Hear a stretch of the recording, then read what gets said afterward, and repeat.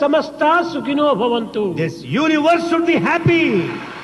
ఎవరిపైన మీరు చెడ్డ భావాలు పెట్టుకోకండి. Don't have bad feelings on anyone. ఎవరిని మనసు నొప్పించకండి. Never hurt anybody. సాధ్యమైనంత వరకు కూడా నీకు నువ్వు బాధపడినా పర్వాలేదు, కానీ ఇతరులు బాధ పెట్టవద్దు. Doesn't matter even if you suffer, but don't make others suffer. భారతీయ సంస్కృతి యందు అష్టాదశ పురాణేషు వ్యాసస్య వచనద్వయం పరోపకార పుణ్యాయ పాపాయ పరపీడనం. Help ever, hurt never. That is what is said in Bharatiya culture, the sum and substance of all the 18 scriptures, epics.